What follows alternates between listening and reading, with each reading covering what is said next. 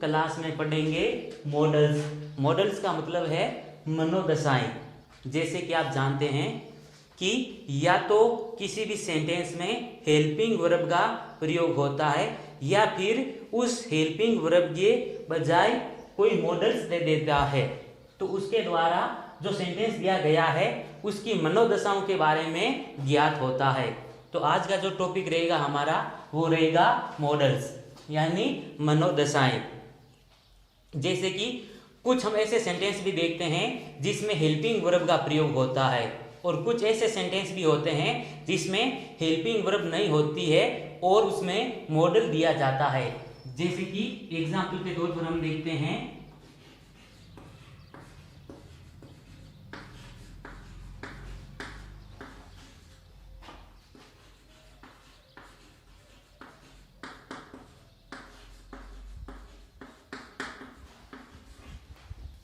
तो ये जो दो सेंटेंस आपको दिए गए हैं, मोहन डांसेस और मोहन इज डांसिंग, यानी देखिए यहाँ पर हेल्पिंग वर्ब आई हुई है और जो पहला सेंटेंस है उसमें प्रेजेंट सिंपल टेंस होने के कारण वर्ब के साथ एस या ईएस यानी यहाँ पर ईएस लगा हुआ है। तो ये तो हो गई हेल्पिंग वर्ब वाला सेंटेंस। अब मॉडल वाले में क्या होगा, जैसे ही हेल्पिंग वर्ब है उसकी जगह क्या दे देगा, आपको कोई मॉडल दे देगा। जैसे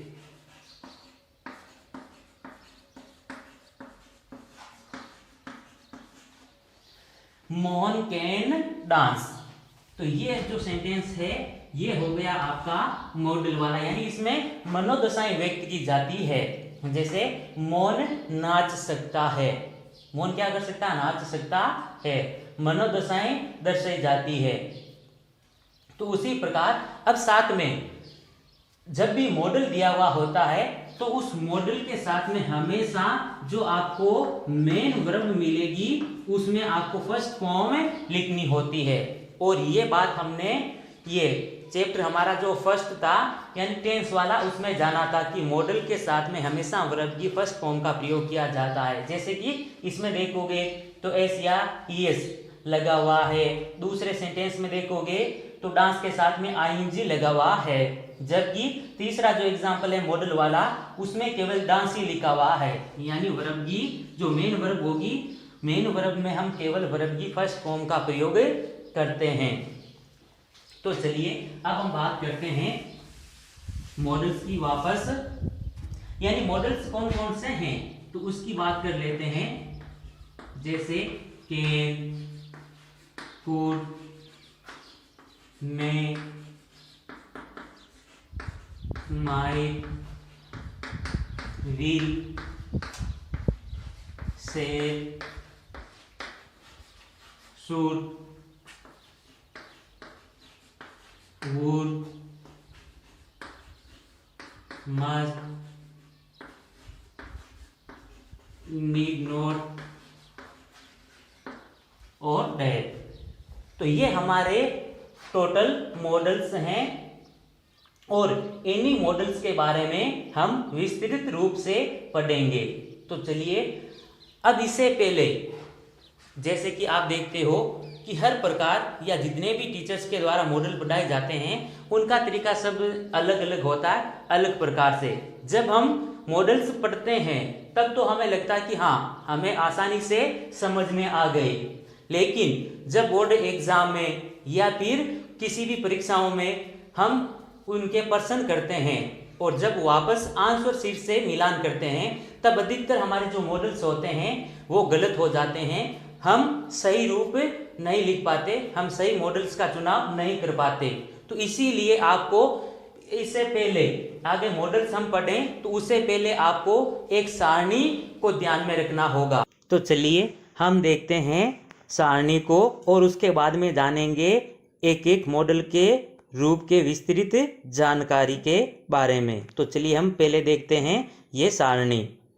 तो सबसे पहले हम देखते हैं कैन। कैन का प्रयोग कब किया जाता है, यानी एबिलिटी योग्यता या कैपेसिटी क्षमता या फिर पावर यानी ताकत या फिर स्किल यानी कौशल अगर इनमें से किसी भी प्रकार की आपको जानकारी दी जाती है, जैसे किसी की क्षमता हो, योग्यता हो, ताकत या कौशल के बारे में जानकारी हो, तब हम कैन का प्रयोग करते हैं। अब उसके साथ में आपको और भी बातें ध्यान में रखनी है कि कैन का प्रयोग एक सामान्य अनुमति देने या लेने के लिए भी कैन का प्रयोग किया जाता है। किसी भी प्रकार की अगर हम अनुमति, एक सामान्य अनुमति दे रहे हैं या एक सामान्य अनुमति हम ले रहे हैं, तभी कैन का प्रयोग होता है। तो चलिए, ये तो बात हुई कैन की। अब कर लेते हैं कुड की। जैसे कि आप देख रहे हो कि कुड के जो पास्ट एबिलिटी यानी भूतकालीन योग्यता, पास्ट कैपेसिटी भूतकालीन क्षमता, और पास्ट पावर यानी कोई भूतकालीन ताकत के बारे में अगर आपको जानकारी दी जा रही है, तब हम कुड का प्रयोग करते हैं।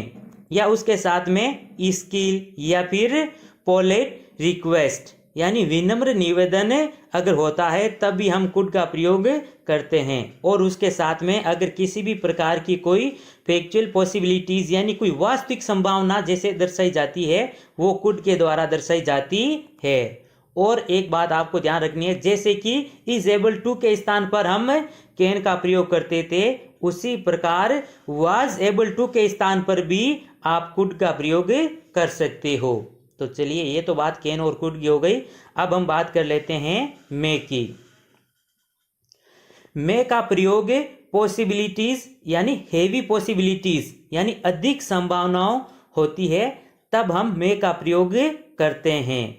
या फिर किसी भी प्रकार की कोई फॉर्मल परमिशन यानी औपचारिक अनुमति लेने या देने के लिए भी मे का प्रयोग किया जाता है। या विश या परपोज यानी इच्छा या उद्देश्य को भी व्यक्त करने के लिए मे का प्रयोग किया जाता है।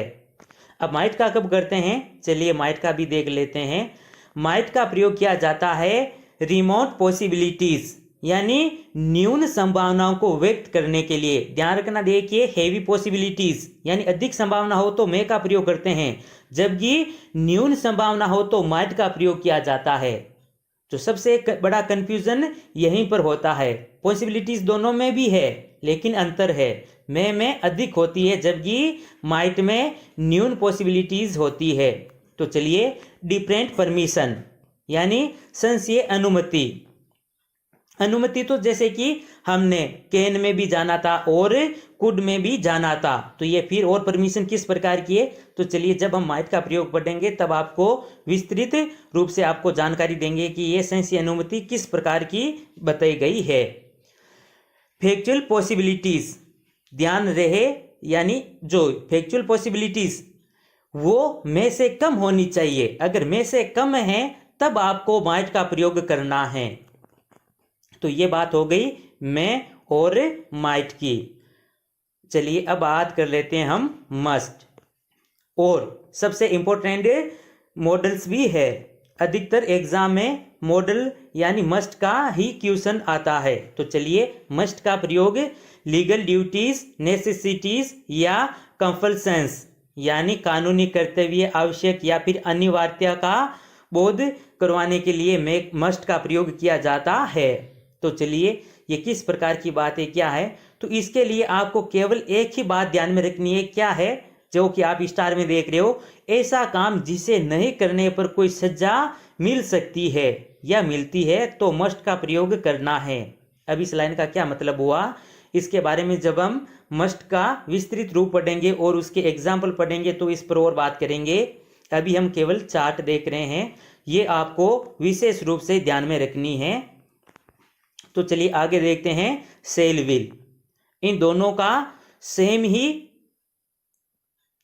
ही यूज होता है, केवल अब सेल का कब होता है और विल का कब होता है वो बात ध्यान में रखनी है। जैसे कि सेल विल का प्रयोग कब होता है वो बात देख कीजिए पहले आप। प्रोमिस यानी अगर किसी भी प्रकार का कोई वादा, इंटेंशंस, इरादा, थ्रेट, धमकी, वार्निंग, चेतावनी या कमांड यानी आदेश, इनको व्यक्त करने के लिए सेल या विल का प्रयोग किया जाता है। यानी सेल और सॉरी मैं माफी चाहूंगा, यहाँ पर जो आप विल यानी आपको ये मिस प्रिंट होने के कारण थोड़ा इसमें सुधार करना है।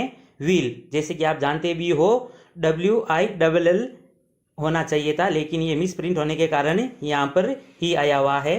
तो चलिए आगे बात करते हैं। यहाँ पर विल है, तो देखिए सेल और विल की बात कर रहे थे हम। आई और वी के साथ में विल का प्रयोग होता है। ध्यान रखना, सेल विल ये क्या है, हेल्पिंग वर्ब भी है, फ्यूचर टेंस में प्रयोग होती है। लेकिन वहां पर हम क्या पढ़ रहे थे कि आई और वी के साथ में सेल का प्रयोग किया जाता है। वहां पर तो ये हेल्पिंग वर्ब होने के कारण आई के साथ या वी के साथ सेल का प्रयोग होता था। लेकिन मॉडल्स में क्या होता है, इसके ऑपोजिट होता है, यानी आई और वी के साथ में किसका प्रयोग करेंगे, विल का करेंगे।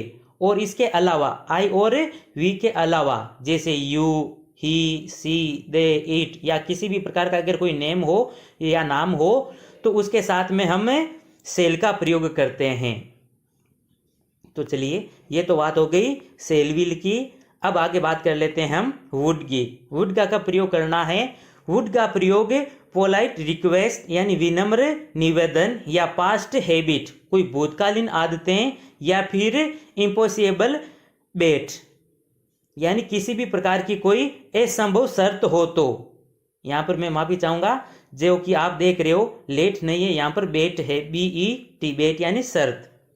और उसके बाद आगे देखते हैं शुड, सेंसिएबल एक्शन समझदारी का काम, एडवाइस यानी किसी भी प्रकार की अगर कोई सलाह, सजेशंस सुझाव, कंसल परामर्श, ड्यूटी या ऑब्लिगेशन यानी कोई अगर काम या फिर कोई कर्तव्य को भी व्यक्त करने के लिए शुड का प्रयोग किया जाता है। तो चलिए हमने अभी सारणी देखी थी और अब आगे हम शुरू करते हैं मॉडल्स। तो सबसे पहले देखते हैं कैन का प्रयोग कि हमें कैन का कैसे प्रयोग करना है और कैन का प्रयोग कब होता है। तो देखिए कैन का प्रयोग प्रेजेंट टेंस में होता है। कैन का प्रयोग कब होता है, प्रेजेंट टेंस में होता है। पहली बात, प्रेजेंट टेंस में हम कैन का प्रयोग करते हैं। दूसरी बात, इज एबल टू यानी इज एबल टू के स्थान पर हम कैन का प्रयोग कर सकते हैं। अगर किसी भी सेंटेंस में आपको इज एबल टू दिया हुआ है तो इज एबल को हटा करके आप कैन का प्रयोग भी कर सकते हैं। अब उसके साथ जैसे कि हमने ये सारणी में भी देखा था कि कैन का प्रयोग किन किन कंडीशन में होता है। तो देखिए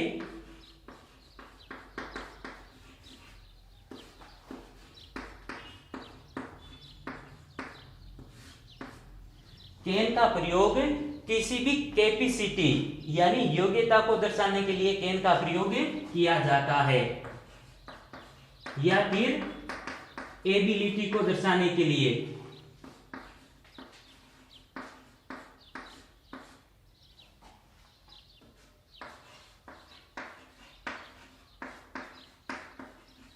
या फिर पावर, ताकत को दर्शाने के लिए कैन का प्रयोग किया जाता है। तो कैन में आपको ये चीजें विशेष रूप से ध्यान में रखनी है।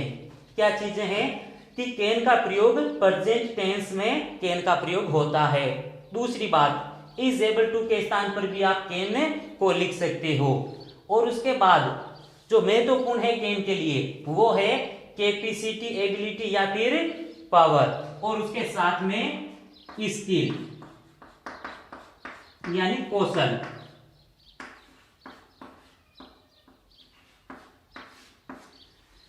इन चारों को व्यक्त करने के लिए कैन का प्रयोग किया जाता है।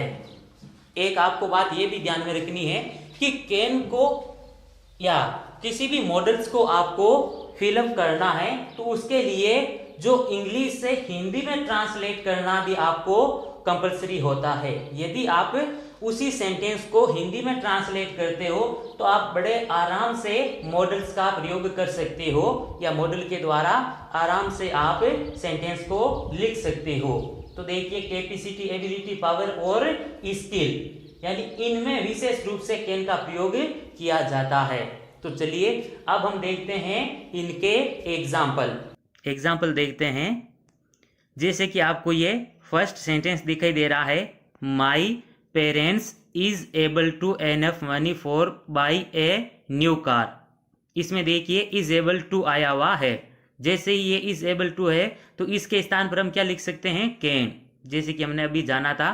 तो ये जो इसका सॉल्यूशन है वो है my parents can enough money for buy a new car.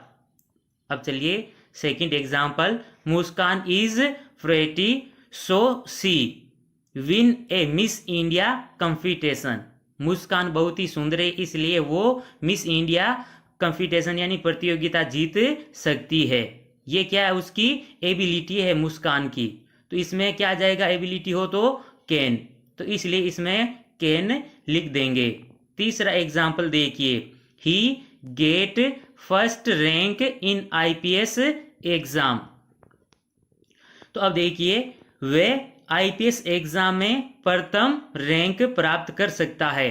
ये भी क्या है, उसकी एबिलिटी है। तो एबिलिटी हो तो क्या करते हैं हम, कैन का प्रयोग, इसलिए यहां पर भी हम कैन लिख देंगे। चौथा example, this man eat 3 kilo fruits.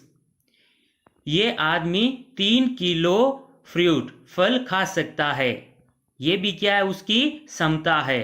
तो क्षमता हो तो भी क्या करते हैं हम, कैन का प्रयोग, इसलिए जो चौथा उदाहरण है उसमें भी हम कैन का प्रयोग करेंगे। पांचवा, ही बी ए रिच मैन, वे एक अमीर व्यक्ति हो सकता है। तो इसमें भी किसका प्रयोग हो जाएगा, कैन का। उसी प्रकार ये छठा example, that A Holi book, ये एक पवित्र पुस्तक हो सकती है। ध्यान रखना इसी के नीचे एक कैन नॉट भी दे दिया, यानी नेगेटिव भी सेंटेंस दिया हुआ है। छठे एग्जाम्पल में देखिए ये नेगेटिव भी दिया हुआ है साथ में। तो जैसे ये एक पवित्र पुस्तक नहीं हो सकती या ये एक धार्मिक पुस्तक नहीं हो सकती, तो इसलिए यहां पर अगर नेगेटिव है तो कैन नॉट का प्रयोग हो जाएगा, अगर नेगेटिव नहीं है तो केवल कैन का प्रयोग हो जाएगा। यू गो नाउ, तुम जा सकते हो। एक सामान्य परमिशन यानी अनुमति देने के लिए भी हम कैन का प्रयोग कर सकते हैं। तो इसलिए जो सातवां एग्जाम्पल है उसमें भी हम कैन का प्रयोग कर देंगे। वी सिट हियर, जैसे अगर किसी भी प्रकार की कोई परमिशन, एक सामान्य परमिशन अगर हम देते या लेते हैं तब भी हम कैन का प्रयोग करते हैं। इसीलिए यहां पर हम वी सिट हियर की जगह से यानी जगह से पहले कैन का प्रयोग करेंगे। कैन वी सिट हियर, क्या हम यहां बैठ सकते हैं, एक सामान्य अनुमति ली जा रही है। नम्मा example, you enter in stadium with a zoo ticket.